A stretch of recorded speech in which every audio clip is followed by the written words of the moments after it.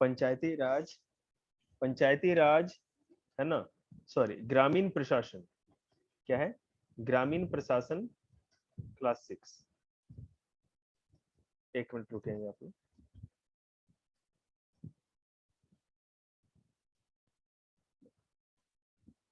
अभी स्टार्ट करते हैं। जैसा कि पार्ट 1 में मैंने आप लोग को समझा दिया था कि बेटा लॉ एंड ऑर्डर क्या होता है, जिसको कि क्या कहते हैं, शांति व्यवस्था हिंदी में कहते हैं, वो मैंने आप लोग को पढ़ा रखा था। उसके बाद आज मैं आपको और भी इसके आगे बताऊंगा। जैसे लॉ एंड ऑर्डर तो मैंने कल करा दिया था आप लोग को। फंक्शन ऑफ डिस्ट्रिक्ट ऑफिसर, एक डिस्ट्रिक्ट में कौन कौन लोग होते हैं, क्या क्या काम करते हैं, ये भी मैंने आप लोग को बता रखा था। ठीक है, अब आगे देखते हैं। उसके बाद मैंने आपको बताया था कि लॉ एंड ऑर्डर के लिए जो सुपरिटेंडेंट ऑफ पुलिस होता था, एक हर डिस्ट्रिक्ट में होता है, जो पुलिस का हेड होता है, वो किस तरह काम करता है, एसपी। ठीक है। उसके बाद उसके नीचे और भी बहुत सारे ऑफिसर होते हैं, कल भी मैंने आप लोग को समझाया था। डीएसपी होता है, एसएचओ होता है, सब इंस्पेक्टर होता है, इंस्पेक्टर होता है, कांस्टेबल होता है, हेड कांस्टेबल, सारे बता रखे थे।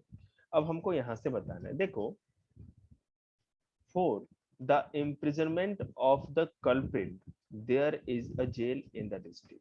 हर डिस्ट्रिक्ट में एक जेल होती है, जहां पर जो लोगों ने भी, जिन लोगों ने भी क्राइम किया होगा, है ना, उसको सजा दी जाती है वहां पर। ठीक है, उनको वहां पे रखा जाता है। उसका हेड कौन होता है? जेलर उसका हेड होता है। इसके अंदर जेलर तो सबसे बड़ा ऑफिसर होता है, इसके अंदर कौन होता है? डेप्यूटी जेलर होता है, और दूसरे ऑफिसर या अधिकारी भी होते हैं। The jails not only punish their criminals but these help them to learn useful craft। मैंने आपको सिखाया, कल बता ही दिया था कि क्रिमिनल को जेल में केवल सजा ही नहीं दी जाती, बल्कि उनको टोकरी बुनने का, है ना, वेविंग बास्केट, टोकरी बुनने का, या कारपेंट्री का, या टेलरिंग का, ये सब काम सिखाया जाता है, ताकि जब जेल से बाहर जाए तो अपना पेट पालने का कुछ ना कुछ काम कर सके। समझ में आया जनक यहाँ तक आप लोगों को सबको?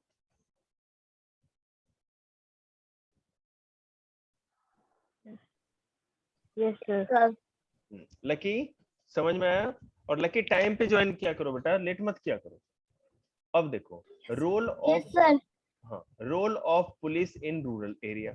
ठीक है, जो पुलिस होती है रूरल एरिया में कैसे काम करती है, तो देखिए आप, the number of policeman in the police station depends upon the population of that area. ठीक है, it may be from a mere chowkidar to a full fledge police station. ठीक है, जैसे देखो मैं आपको एक बात बताऊं, मेरे कहने का मतलब है कि अगर कोई गांव, छोटा सा गांव, ठीक है, मान लो मैं दो गांवों का कंपेयर करके दिखाता हूँ बेटा। एक मान लो ये गांव है, ये लाडपुर है, जैसे हम लोग के बगल में ना लाडपुर, और एक गांव है ये कंझावला, इससे बड़ा। तो आपने देखा है क्या कि लाडपुर का कोई पुलिस स्टेशन हो, पीएस थाना देखा है? नहीं है। लेकिन कंझावला का पुलिस स्टेशन तो है। पता है क्यों? क्योंकि कंझावला की पॉपुलेशन अधिक है, इसलिए यहाँ एक पुलिस स्टेशन दिया गया है। लेकिन इस गांव में कोई भी ज्यादा जनसंख्या और ये पॉपुलेशन नहीं होने के चलते इसका पुलिस स्टेशन नहीं दिया गया। और यहाँ पे एक चौकीदार जो होगा ना,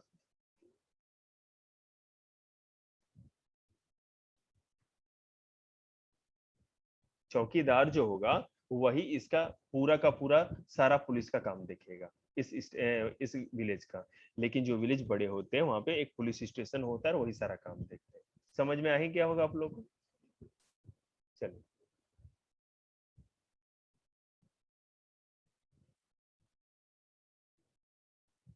अब आगे देखते हैं हम लोग। तो land dispute and land revenue, अब कहने का मतलब जमीन से संबंधित जो भी विवाद या लड़ाइयाँ या झगड़े होते हैं उसके बारे में देखिए। और लैंड रेवेन्यू मतलब बेटा जो जमीन का टैक्स देते हैं ना, उसको लैंड रेवेन्यू या राजस्व कहते हैं। तो ये कैसे होता है? देखो, the district collector as his name implies in the main official who is responsible for the maintenance of the land records and collection of land revenue। जो डिस्ट्रिक्ट कलेक्टर होता है ना, डीएम या डीसी जो होता है, वो पूरे जिले में या पूरे डिस्ट्रिक्ट में जो भी लैंड से रिलेटेड रेवेन्यू होती है, जमीन से जो भी टैक्स होता है ना, उसको वसूलने का, रिकॉर्ड रखने का सारे लैंड्स का कि किसकी जमीन किसकी कितने जमीन किसके पास है, किसके नाम पर वो लैंड है, ये सारी चीजें, ठीक है। और उसके साथ साथ ही वो क्या करता है, इस लैंड पर से जो भी टैक्स होगा वही कलेक्ट करेगा। फॉर दिस पर्पस, इस उद्देश्य के लिए the district is divided into tehsil. District किस में बटी होती है, तहसील में बटी होती है, अंडर द चार्ज ऑफ तहसीलदार, ठीक है। और उस तहसील का हेड कौन होता है, tehsildar. All the disputes are settled by the collector himself और हिज सबऑर्डिनेट स्टाफ। एग्जांपल, हकीम परगना, तहसीलदार, नायब तहसीलदार, कानून को पटवारी एंड लेखपाल। ये सारे के सारे जो ऑफिसर होते हैं डिस्ट्रिक्ट कलेक्टर के नीचे होते हैं और ये काम करते हैं। चलो मैं इसको अच्छे से आपको समझाऊं एक बार। देखो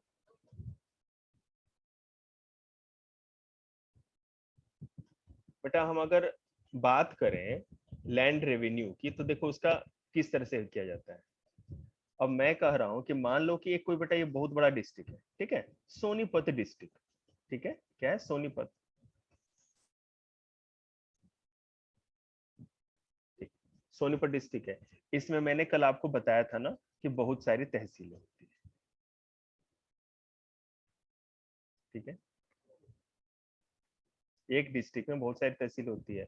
और सारे के सारे जो तहसीलें हैं एक डिस्ट्रिक्ट में या जिले में, उन हर तहसील का एक क्या होता है, तहसीलदार, T4 तहसीलदार, ठीक है। वो क्या करता है कि मान लो कि 1 2 3 इस तरह सारे जो नंबर है तहसील के, तो ये जो नंबर 1 का जो तहसीलदार है या नंबर 2 का, नंबर 3 का, जितने भी तहसील्स होते हैं सारे तहसील्स के अंदर से जो भी रेवेन्यू है ना,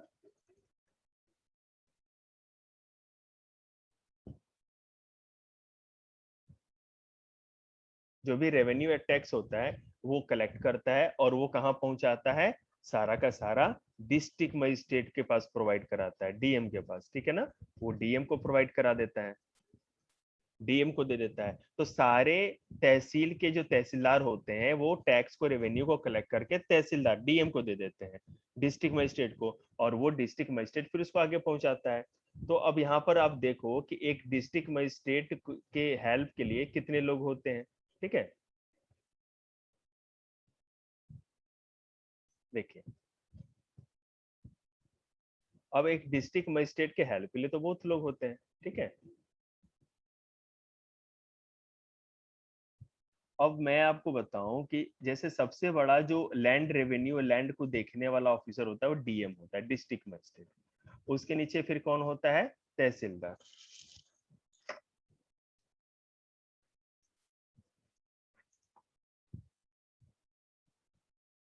T4 तहसीलदार।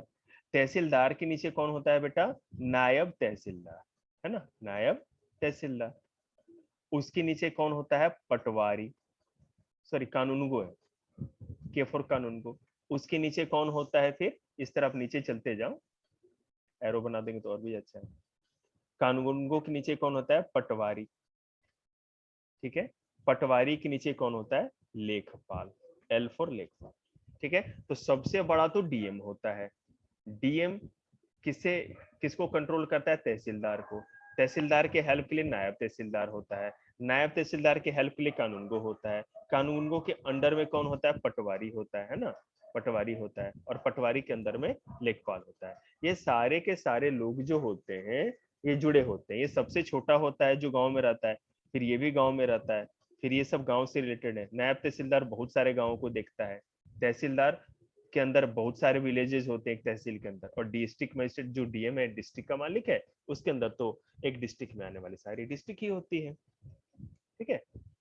ये समझ में आया आपको जनक, कि कौन कौन से ऑफिसर गांव में लैंड को कंट्रोल करने का काम करते हैं, जमीनों को, जनक। Yes, sir. I. हाँ, तो आएगा तो बताइएगा, ठीक है।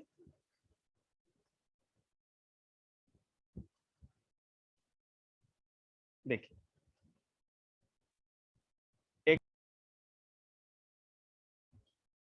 तो जैसा कि मैं अभी आपको व्हाइट बोर्ड पे दिखा देता हूँ किस तरह होता है, ये सब तो आप लोगों ने देख ही लिया था कि डीएम जो होते हैं, तहसीलदार, नायब तहसीलदार, कानूनगो, पटवारी, ये सब किस तरह काम करते हैं, ठीक है, और लेखपाल। अब मैं सारे के सारे जो भी ऑफिसर्स हैं उनको ब्रॉडली एक एक करके आप लोग को समझाता हूँ, ठीक है, ध्यान दीजिए आप लोग।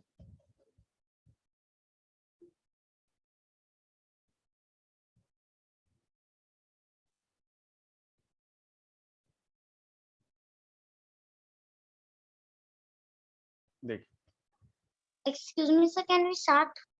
या अब देखो, अगर मैं पटवारी की बात करूं, दिख रहा है ना पटवारी, ये विलेज में होता है। ये पटवारी एक गवर्नमेंट ऑफिसर होता है और इसका काम क्या होता है, is incharge of a group of villages. बेटा जो एक पटवारी होता है उसके अंदर बहुत सारे विलेजेस होते हैं, बहुत सारे विलेजेस का चार्ज होता है गाँव का। Who maintain the updates land record in a village. जैसे मान लो कि देविता के दादाजी के नाम पे 2 किल्ले हैं, जनक के दादाजी के नाम पे 2 किल्ले हैं, ठीक है। हो सकता है कि मान लो कि किसी के दादाजी ने कुछ प्लॉट बेचा हो, ठीक है, उसमें से 200 गज 300 गज बेचा हो। तो अब क्या होगा, ये जो पटवारी होगा ना, ये क्या करेगा कि आपके दादाजी के लैंड में से जो 200 गज जो है, 200 स्क्वायर मीटर का जो एरिया है, वो कट करके जिसने नया खरीदा है उसमें ऐड करेगा। तो ये बार बार लैंड के रिकॉर्ड्स को, या जो खाता होता है ना आप लोग का, जमीन का जो बही होता है, उसको अपडेट करता रहता है, उसमें चेंज करता रहता है। अब देखो, सिविक एमिनिटीज एंड डेवलपमेंट, ये क्या होता है? तो कहने का मतलब है जो हमसे रिलेटेड, जो नॉर्मल पुलिस का मामला ना हो, है ना, जो नॉर्मल जो भी एडमिनिस्ट्रेशन होता है या प्रशासन, उसके बात में। जैसे देखो, a district collector is also entrusted with the responsibilities of providing civic amenities and public service to the people। अब जैसे civic amenity का मतलब होता है कि आम सुविधाएं, जैसे बेटा एजुकेशन, उसके बाद पब्लिक हेल्थ, मतलब कि जन स्वास्थ्य, शिक्षा या एजुकेशन, पब्लिक हेल्थ या जन स्वास्थ्य होता है। उसके बाद पब्लिक वर्क्स, मतलब कि जो सार्वजनिक जो काम किए जाते हैं, पार्क बनाना, सड़क बनाना, सब कुछ मैं बताऊंगा अभी। रिलीफ वर्क, अगर मान लो फ्लड आ गया या अर्थक्वेक आ गया, या कुछ जैसे कोरोना की महामारी में प्रॉब्लम हो गई एपेडेमिक्स में, तो इन सबों को देखते हैं। Urban local bodies and Panchayati Raj institutions, ये सभी मिलके काम करते हैं। अब देखो इसमें क्या है, पहला अगर एजुकेशन की बात करें तो education department is headed by district inspector of school. एक डिस्ट्रिक्ट में ऑफिसर होता है जिसको कहते हैं डिस्ट्रिक्ट इंस्पेक्टर ऑफ स्कूल। ये क्या करता है कि एक डिस्ट्रिक्ट में जितने भी स्कूल होते हैं, इन सबों को जांच करने का, है ना, इंस्पेक्शन करने का इसके पास राइट होता है ना। He inspects all of the schools in the district. एक डिस्ट्रिक्ट या जिले में जितने भी स्कूल्स होते हैं, ये सबको इंस्पेक्ट करता है, सबकी जांच करता है कि कहीं किसी स्कूल में कोई गलत तो नहीं हो रहा, बच्चों को अच्छे से पढ़ा तो रहे हैं या नहीं पढ़ा रहे हैं, बच्चों को जो गवर्नमेंट मील दी जाती है, मिड डे मील, उसमें कोई कमी तो नहीं हो रही, क्या कोई बीच में पैसे खा तो नहीं जा रहा, ये सब चीज की जांच करता है। उसके बाद आता है बेटा public health. The public health Excuse services, me, sir. या सर पैसे खा तो नहीं जा रही का क्या मतलब हुआ? मतलब कि जैसे मान लो कि गवर्नमेंट में क्या किया कि पर स्कूल को, है ना, क्या सॉरी 10 लाख रुपीज दिए, ठीक है, एक ईयर में 10 लाख रुपए दिए कि आप बच्चों को मिड डे मील, मतलब कि जो दोपहर का खाना होता है ना, स्कूल में बनता है और बच्चों को प्रोवाइड कराया जाता है। अब उसमें प्रिंसिपल ने क्या किया कि 5 लाख रुपए खर्च किए बच्चों को खाना देने में, और खराब खाना दे दिया, लो क्वालिटी का, और 5 लाख रुपीज खुद वो खा गया, मतलब कि करप्शन में खा गया, अपने पास ही उसने बचा ली, चुरा ली, इसी को खाना था। Is it clear? Yes sir. Okay. अब पब्लिक हेल्थ की बात कहेंगे तो the public health services are provided to the people by the health department, ठीक है। इसमें क्या होता है, एक डिस्ट्रिक्ट में आपको पता है ना कि एक डिस्ट्रिक्ट हॉस्पिटल होता है, वहां पर सभी लोग अपना जाके फ्री में इलाज करा सकते हैं।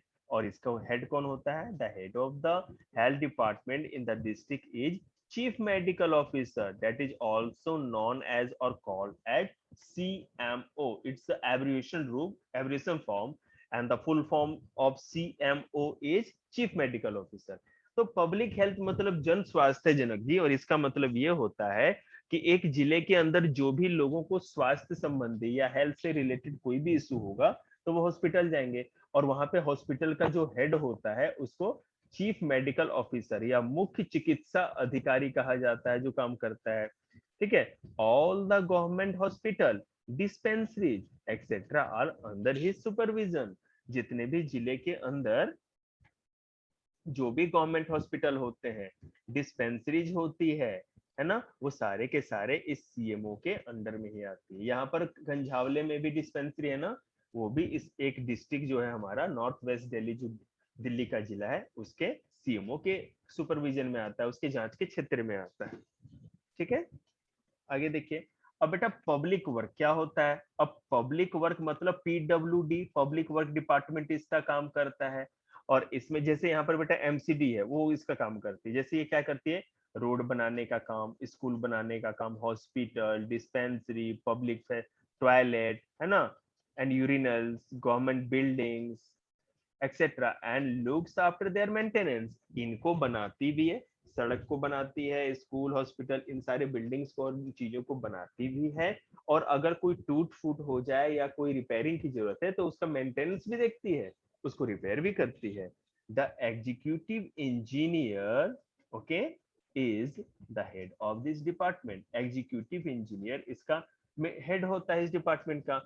And a number of assistant engineer, deputy engineer and junior engineer are other staff। जो इसका एग्जीक्यूटिव इंजीनियर होता है वो हेड होता है, और इसके अंडर में कितने हो लोग काम करते हैं? Assistant engineers, deputy engineers, junior engineers और बहुत सारे वर्कर्स और स्टाफ भी इसके अंदर काम करते हैं। Is it clear Kanishk? समझ में आया? Yes sir. Yes sir. हाँ, जिस भी बच्चे को समझ में नहीं यस आएगा, हाँ सर, वो एक मुझसे बार फिर से समझ जाना। 2 बार समझा देंगे, एक बार क्यों। देखो आप इसको व्हाइट बोर्ड पे भी समझ सकते हो, मैं वहां समझा देता हूँ। देखो ध्यान दो।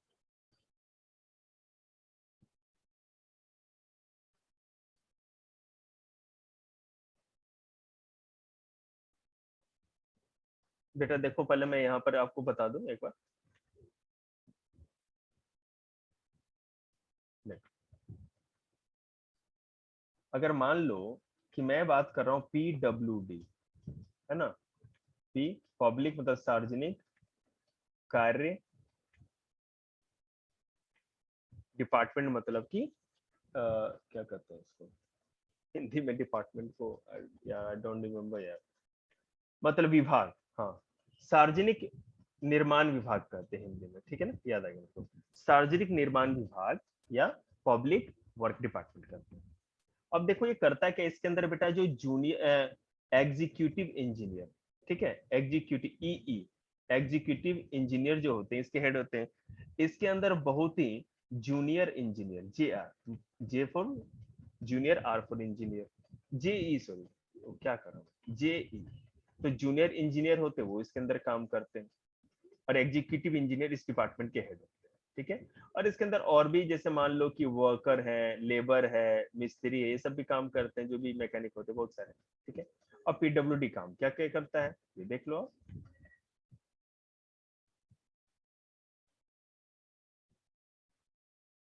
और पीडब्ल्यूडी देखो बेटा क्या करता है, रोड,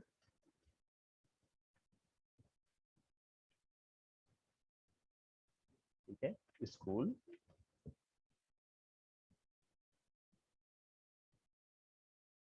हॉस्पिटल्स,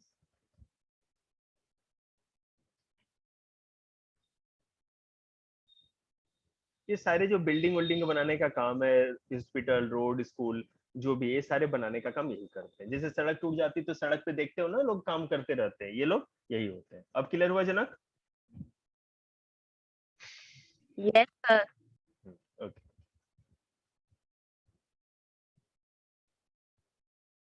देखिए,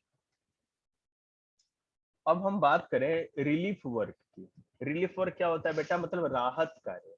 it is an important duty of district collector. एक डिस्ट्रिक्ट कलेक्टर की ड्यूटी होती है कि कोई भी तरह की रिलीफ वर्क को स्टार्ट करे। It takes relief action in cause of emergency. जब भी कभी इमरजेंसी हो जाती है या ज्यादा प्रॉब्लम हो जाती है तो वो इस रिलीफ वर्क को आगे बढ़ाता है, राहत कार्य को। जैसे मान लो कि नेचुरल कैलामिटी, जैसे कि प्राकृतिक आपदा क्या होती है, जैसे कि बेटा फ्लड जो बाढ़ आती है, अर्थक्वेक मतलब कि अगर भूकंप आ जाए, स्टॉर्म मतलब कि तूफान आ जाए, या एपेडेमिक जैसे कोरोना भी एपेडेमिक है ना, महामारी। ऐसे सिचुएशन में जो डिस्ट्रिक्ट कलेक्टर होता है, डीएम होता है, वही हर तरह के राहत कार्य या रिलीफ वर्क को करता है। ठीक है, it is the prime duty of citizens, it is the prime duty of citizens to render their help and support to the district administration in these circumstances। हमारे जितने भी जो सिटीजन हैं या लोग हैं, उनकी ये जिम्मेवारी बनती है, उनका मेन ये कर्तव्य बनता है, ड्यूटी बनती है कि जब भी ऐसी सिचुएशन हो, जब भी बहुत ज्यादा हमारा है ना जो डिस्ट्रिक्ट या हमारा इलाका खतरे में हो, तो हमको भी एडमिनिस्ट्रेशन के साथ है ना हेल्प उनका करना चाहिए, ताकि वो अपने काम को अच्छी तरह से कर सके। अगर मान लो पब्लिक सपोर्ट नहीं करेगी तो सरकार अच्छे से काम नहीं कर सकती ना। Is it clear? आपको समझ में आया है? फिर से समझाऊं जनक? सर फिर से। रिलीफ वर्क का मतलब बाढ़ आ गई है ना, कभी मान लो फ्लड आ गया, बाढ़ आ गया, हर जगह पानी ही पानी है, तो लोग तो घरों में पानी घुस गया, लोगों को की जान बचाना, लोगों के लिए कैंप लगाना, खाना देना। कोरोना में पिछली बार आप लोग ने देखा था ना, क्या हुआ था, गवर्नमेंट ने जगह जगह स्कूल में या और भी जगहों पे क्या हुआ कि वहां फूड डिस्ट्रीब्यूट कर रही थी, खाना लोगों को सुबह शाम का खाना खिला रही थी। समझ रहे ना? तो ये काम किसका है? डिस्ट्रिक्ट मजिस्ट्रेट का है, और वो इसके साथ साथ बहुत सारे लोग भी उसकी हेल्प करते हैं। अब समझ में आया? Yes sir.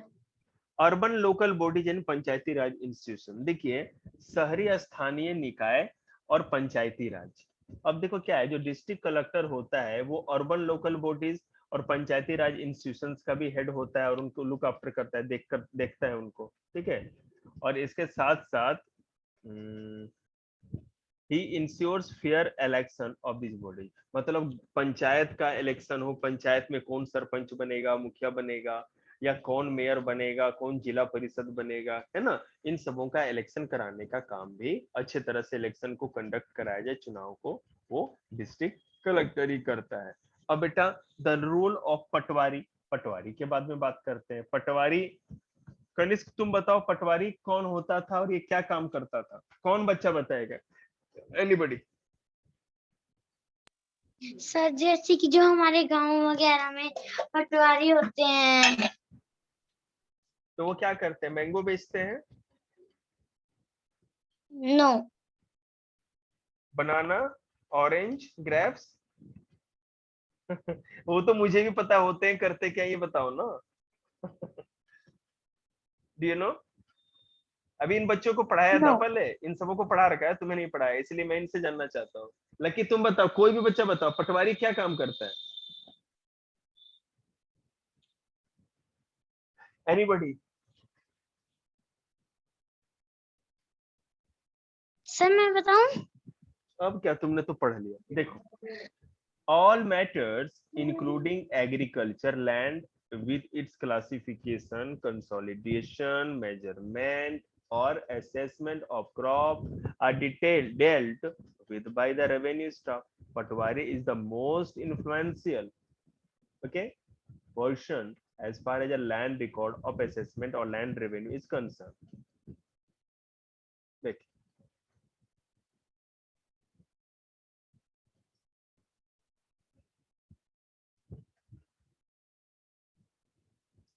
ये क्या करता है? देखो बेटा, क्लासिफिकेशन मतलब जमीन को बांटने का काम, कि कौन सी जमीन किसकी है, कैसी है, ये बांटने का, बताने का काम करता है। एक सेकंड रुकना जरा, है ना, मैं चेक कर लूं जरा, एक मिनट। ठीक है, तो कौन सी जमीन किसकी है, कितनी है, ये बताने का काम, जमीन को नापने का काम। ठीक है, कि किसके नाम पे कौन सी जमीन होगी, किसकी जमीन कम हो गई, किसकी ज्यादा हो गई, है ना, ये सारी की सारी चीजें जो बताता है वो पटवारी बताता है। उसके बाद ये उसके बाद ये भी बताता है ये कि crops are dealt with the revenue. जो क्रॉप्स हैं वो कौन कौन सी क्रॉप्स उगती है, कितनी खराब हो गई, कितनी इस साल कितना पैदावार गांव में हुआ या क्रॉप का प्रोडक्शन हुआ, ये भी पटवारी ही देखता है। और साथ ही साथ ये मेन रेवेन्यू स्टाफ होता है। रेवेन्यू स्टाफ का मतलब हुआ कि आपको भी अपने जमीन का टैक्स सरकार को देना होता है ना, तो सारा टैक्स को कलेक्शन करने का और सारा काम कौन करता है? पटवारी तो करता है।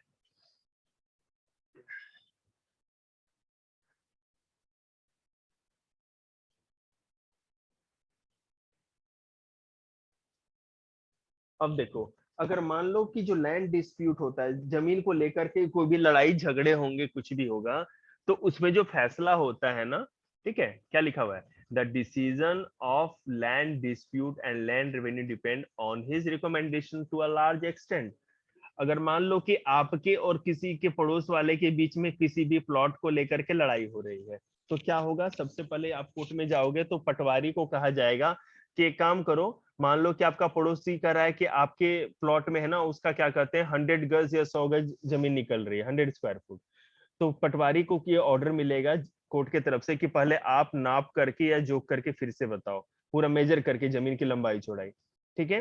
वो जाकर के मेजर करेगा और वो जैसा रिपोर्ट देगा उसी हिसाब से फैसला हो जाएगा। तो बहुत इंपॉर्टेंट ऑफिसर है ये, ठीक है। Issues the copies of land and revenue record of the interested parties and charges of fee heard by department whenever any land dispute to the settled down by authorities. The Patwari produces all the records. The Patwari keep the record of all the disputes settled by the authority.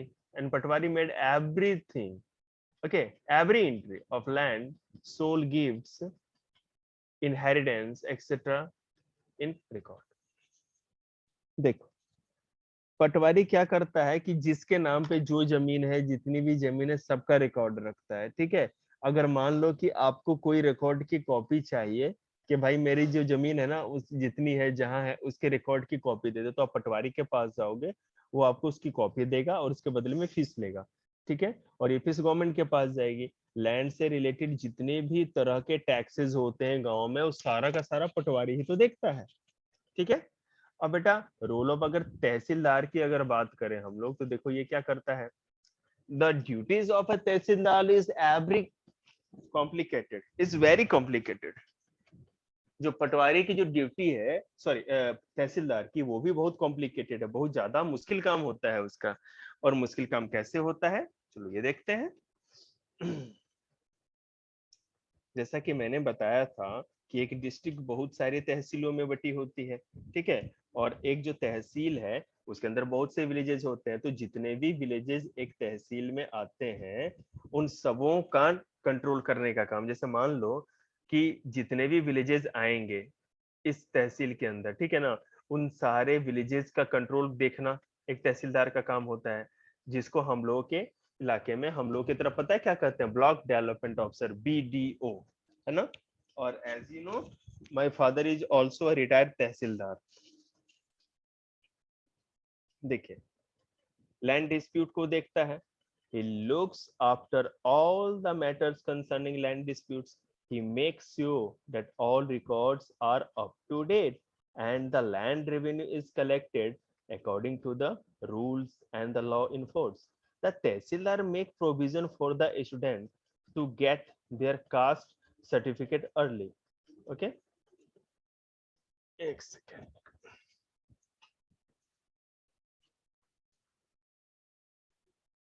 Caste certificate. He also helped the farmers to get their copies of record in time and easily. जो भी agent होते हैं उनको caste certificate देना, land का सारा dispute सल्टाना, है ना, उसको खत्म करना डिस्प्यूट्स को, और ये सारे के काम ये जो होते हैं तहसीलदार वही करता है। अब तहसीलदार के बारे में थोड़ा जान जाए एक बात और। तहसीलदार, a revenue department officer, supervise the performance of a patwari and also look into the land dispute matters. ये क्या करता है? पटवारी के काम धाम को देखता है, क्योंकि एक तहसीलदार के अंदर में बहुत सारे पटवारीज होते हैं और सारे पटवारी सही से काम कर रहे हैं या नहीं कर रहे, इनको देखना होता है। और तहसीलदार के काम को कौन कंट्रोल करता है? जनक तुम बताओ, तहसीलदार किसके अंडर में काम करता है? जनक, जनक,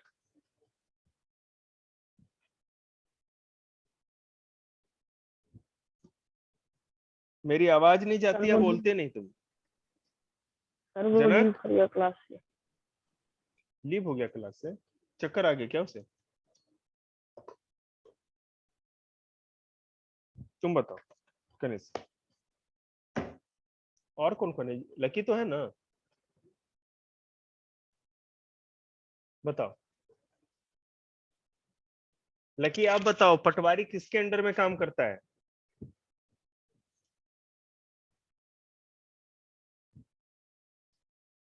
lucky,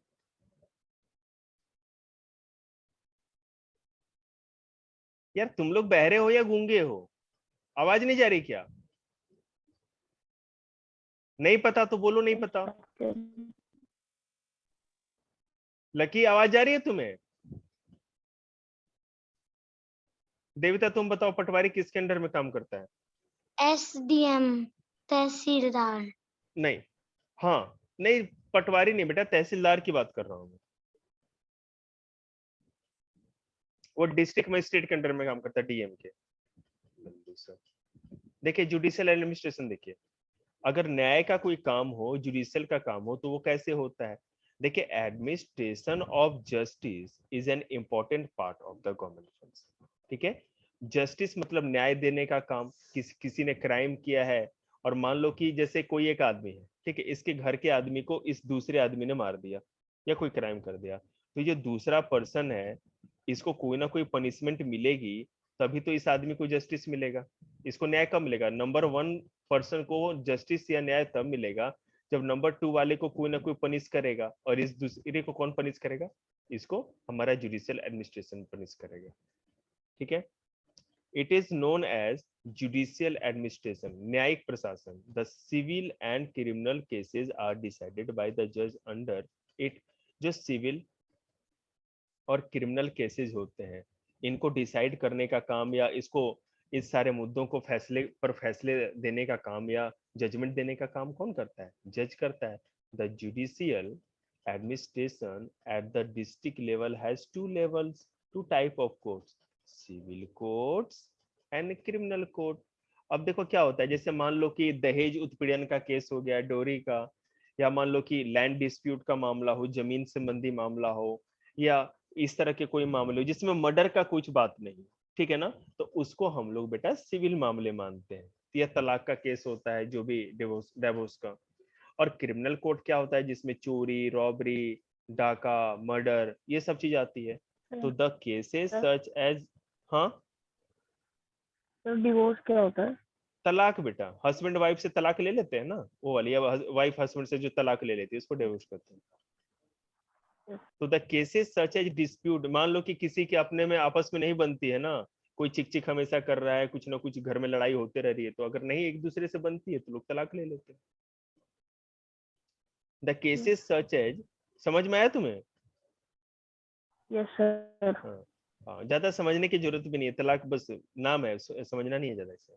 the cases such as dispute in property, right and money look after in the civil courts. मैंने बताया था ना, प्रॉपर्टी से रिलेटेड मामला हो, आपके अधिकारों से रिलेटेड मामला हो, या मनी पैसे से रिलेटेड मामला हो, या लैंड से, तो वो सारे के सारे सिविल कोर्ट में देखे जाते हैं। The court of the district जज is the highest court among the civil courts.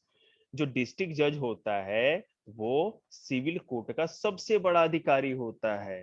Other courts are the civil courts, है ना, सिविल जज, मुंसिफ, इसमें और कौन कौन से ऑफिसर होते हैं? अदर कोर्ट, सिविल कोर्ट होता है, सिविल जज होता है, और मुंसिफ। अब देखिए द क्रिमिनल केस की बात करें, पर मैंने ऊपर केवल सिविल केस की बात की थी, ठीक है, सिविल की। अगर क्रिमिनल केसेस की बात करें तो the criminal case are decided in the session court. ये बेटा इसके लिए जो क्राइम वाला मामला होता है ना, जैसे कि चोरी, थेफ्ट, रॉबरी, मर्डर, वायलेंस, इन सबों को सेशन कोर्ट के अंदर सुना जाता है, जिसको सत्र न्यायालय कहते हैं। ठीक है, और क्रिमिनल मामले होते हैं वो। और जो सिविल मामले होते थे उसमें प्रॉपर्टी, राइट, मनी और लैंड, इनसे जुड़े मामले होते थे, और उनको सिविल कोर्ट में या डिस्ट्रिक्ट कोर्ट में देखा जाता था।